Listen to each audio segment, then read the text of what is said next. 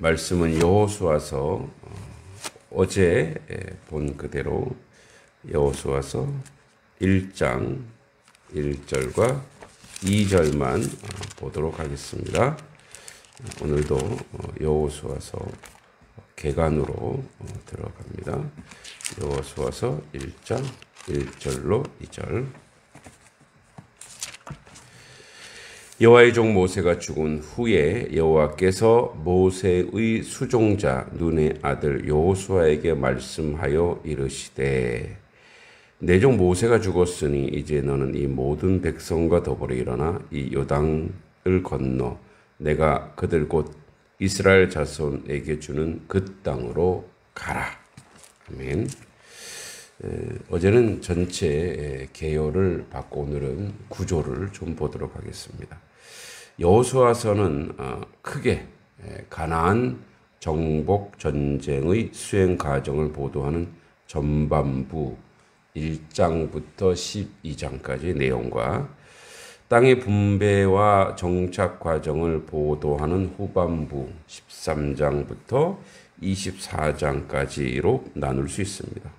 조금 구체적으로 보면 1장부터 5장은 정복 준비, 6장부터 12장은 정복의 과정, 그리고 13장부터 21장은 각 지파의 기업의 분배와 마지막으로는 22장부터 24장까지는 요단 동편 지파의 기환과 여호수아의 고별사 그리고 죽음으로 나눌 수 있습니다.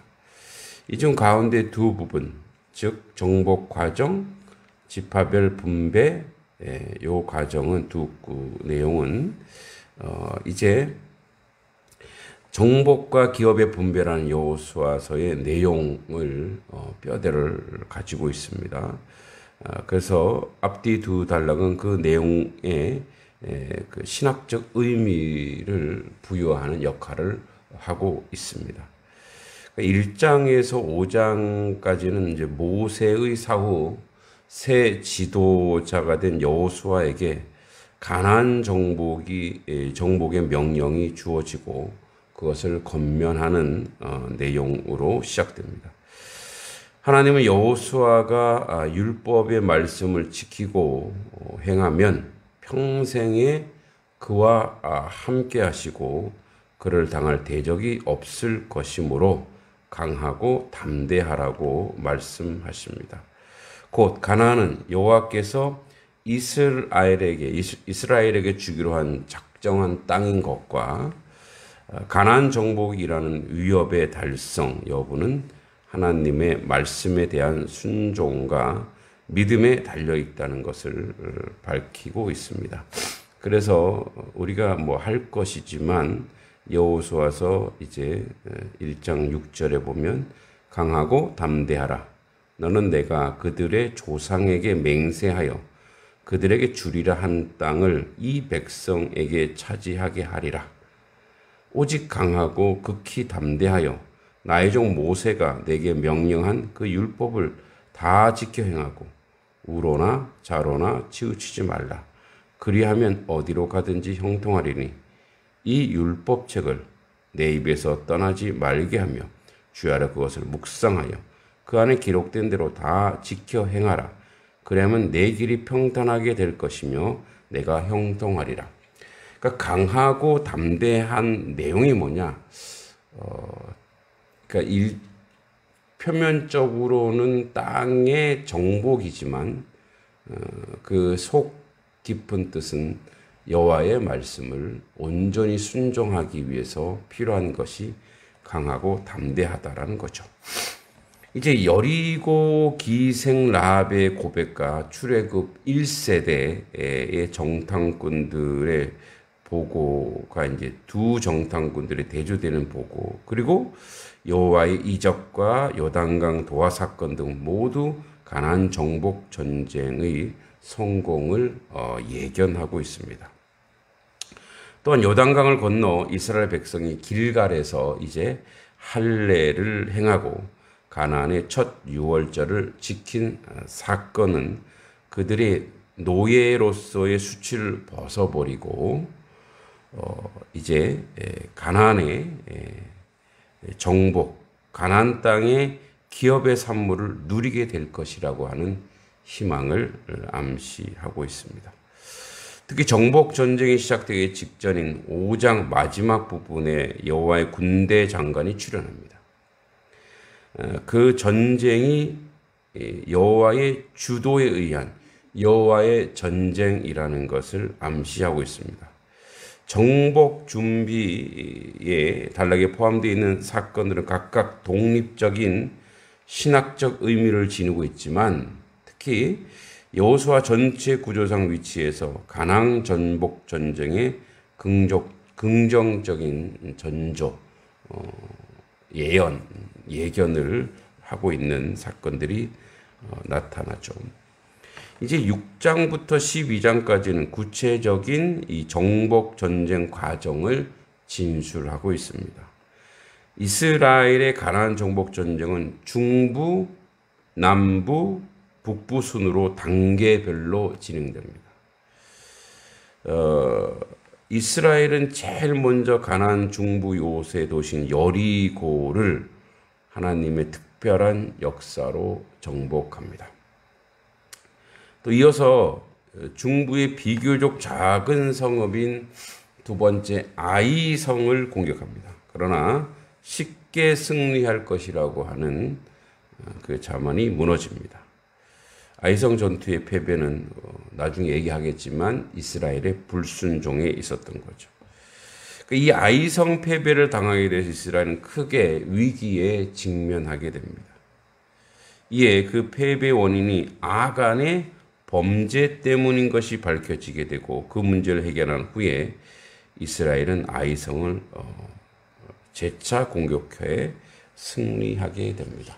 즉 그들 내부의 죄성을 해결하지 않으면 여전히 승리할 수 없다라는 거죠. 여리고의 승리와 이제 아이의 1차 공격 패배는 앞으로 펼쳐질 가나안 정복 전쟁의 성격을 보여줍니다. 철저하게 순종했을 때 그 견고한 여리성도 손 하나 대지 않고 무너질 수 있지만 자만하고 또 범죄하면 어떤 작은 성도 무너뜨릴 수 없다라는 거죠. 곧 이스라엘의 승리 여부는 하나님에 대한 믿음과 성결의 거룩에 달려 있다는 것을 보여줍니다. 이어 이스라엘은 예루살렘 왕 아도니세덱을 중심으로 한 가나안 남부 아모리 5 왕의 동맹군을 기브온에서 격파하고 그 여세를 몰아 가나안 남부 주요 성읍을 정복해 나갑니다. 그리고 다시 길갈로 복귀해서 체제를 정비한 후에 이제 북상하여 하솔 왕 야빈을 중심으로 한 가나안 북부 연합관을 메롬 물가에서 괴멸시킴으로 가나안 주요 거점을 완전히 장악하게 됩니다. 여기가 이제 11장이죠. 이로써 이스라엘은 약 7년에 걸친 정복 전쟁을 마무리하게 되고 그 땅의 분배를 시작할 수 있게 되었습니다. 13장에서 21장은 여호수아와 대제사장 엘르아살 그리고 각 지파 족장들이 제비를 뽑아 요단 서편 땅을 이미 요단 동편에서 기업을 받은 2 지파 반을 제외하고 9 지파 반에게 분배하는 내용을 다루고 있습니다. 그런데 하나님께서는 아직 정복하지 못한 미정복지에 대한 분배를 여호수아에게 명하시는 내용이 가장 먼저 등장합니다. 13장 1절에서 7절까지죠. 이는 여호수아의 주도에 의해 가나안의 주요 거점이 장악되기는 했지만 가나안의 토착 세력이 완전히 소탕되지는 않았다는 것을 보여줍니다. 이로써 약속의 땅의 완전 쟁취는 계속적인 믿음과 순종의 노력으로 가능하다는 점을 시사해 줍니다. 정복의 땅 분배 순서는 갈렙, 유다 지파, 므낫세와 에브라임 지파 등 순으로 진행됩니다. 나머지 7지파가 기업을 분배에 소극적 자세를 보이자 여호수아는 기업 분배를 중단하고 실로에서 해막을 건립하고 기업 분배를 지체하고 있는 나머지 지파들을 책망하고 독려합니다. 이에 그래서 베냐민, 시므온, 스불론, 이사갈, 아셀, 납달리, 단 지파 순으로 기업 분배가 재개되고 여호수아가 자신이 제일 마지막에 에브라임 산지의 조그만 성읍 딥낫세라를 요구하여 받습니다.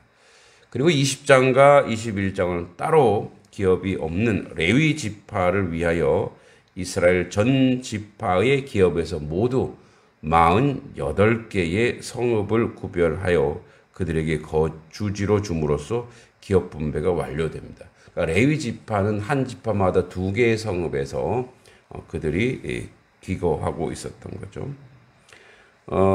특히 기업 분배 과정의 말미에 21장 43절에서 45절까지 내용을 보면 여호와께서 친히 대적들을 이스라엘 손에 붙이셨으므로 이스라엘이 승리하는 것과 이로써 이스라엘에게 하신 하나님의 선한 약속들이 남김없이 모두 성취되었음을 강조하여 진술하고 있습니다.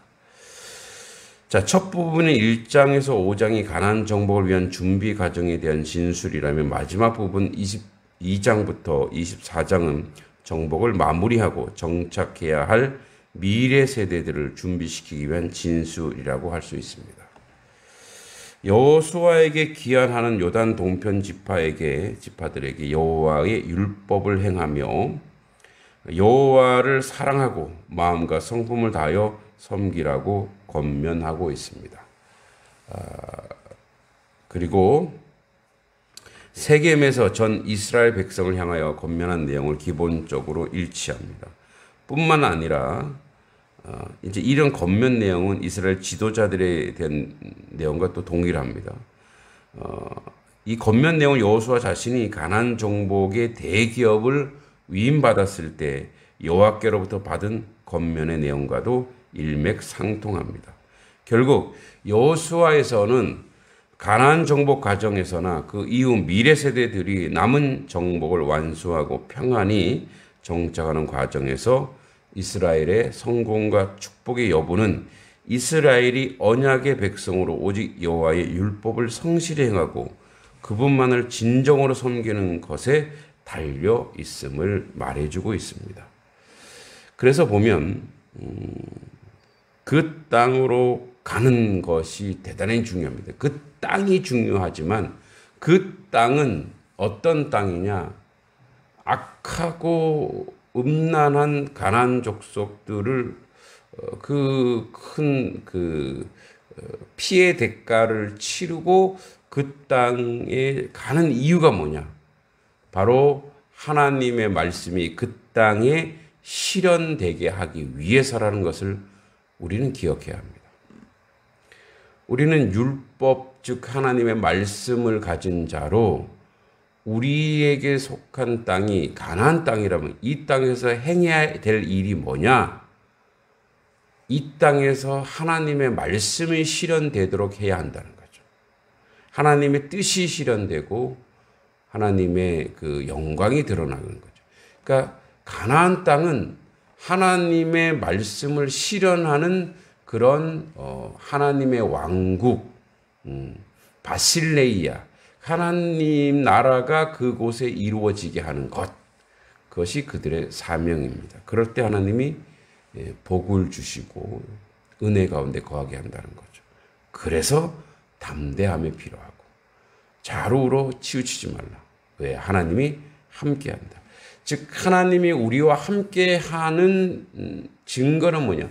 우리가 하나님의 뜻을 실현하고 있는가? 실천하고 있는가? 말씀을 붙잡고 말씀대로 살아가고 있는가가 기준이 되고 표준이 됩니다.